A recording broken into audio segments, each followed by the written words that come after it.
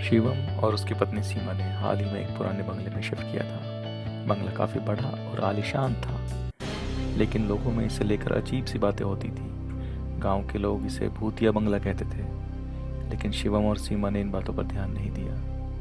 उन्होंने सोचा कि यह सिर्फ पुराने समय की कहानियां हैं। शिफ्ट होने के कुछ दिन बाद ही अजीब घटनाएं शुरू होने लगी। एक रात सीमा ने घर के एक कोने में एक पुरानी आधी टूटी हुई गुड़िया देखी। गुड़िया का चेहरा बुरी तरह से खंडित था। उसकी आंखें बड़ी और भयानक थी। सीमा ने उसे उठाया और उसे घर के एक कोने में रख दिया, यह सोचकर कि यह किसी बच्चे की छोड़ी हुई होगी। उसी रात जब वे सोने गए तो सीमा ने महसूस किया कि कमरे में कोई है। उसने देखा कि वह गुड़िया उनके बिस्तर के पास खड़ी थी, बिना हिले डुले उन्हें देख रही थी। सीमा ने घबराते हुए शिवम को उठाया, लेकिन जब शिवम ने देखा तो गुड़िया वहीं थी जहां सीमा ने उसे रखा था। सीमा को लगा कि वह बस कोई बुरा सपना देख रही है। अगली रात सीमा ने फिर से उस गुड़िया को अपने बिस्तर के पास पाया।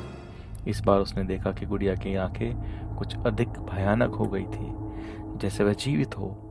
सीमा को डर लगने लगा, लेकिन उसने फिर भी शिवम को नहीं बताया, क्योंकि वह नहीं चाहती थी कि शिवम उसे पागल समझे। एक रात शिवम देर से घर लौट रहा था। सीमा अकेली थी और अचानक बिजली चली गई। अंधेरे में सीमा ने कुछ हलचल सुनी।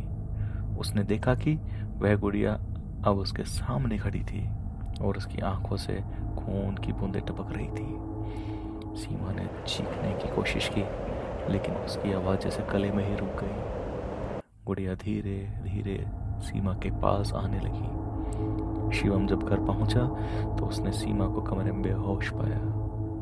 उसके पास वही गुड़िया पड़ी थी, लेकिन अब उसकी आंखें पूरी तरह से लाल थी।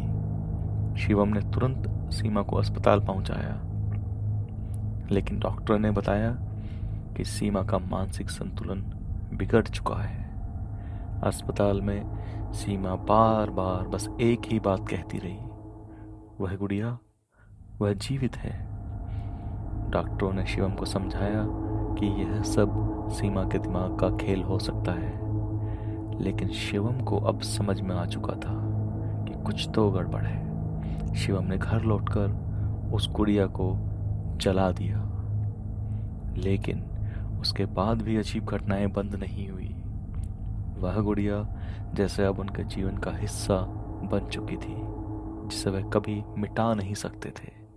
हर रात शिवम को लगता था कि कोई उन्हें देख रहा है, कोई जिसे वह नहीं देख सकता लेकिन महसूस कर सकता था। आखिरकार उन्होंने उस बंगले को छोड़ दिया, लेकिन शिवम और सीमा की जिंदगी में वह डर हमेशा के लिए बस चुका था। वह गुड़िया उनके साथ नहीं आई, लेकिन उसकी छाया उनके साथ हमेशा रही।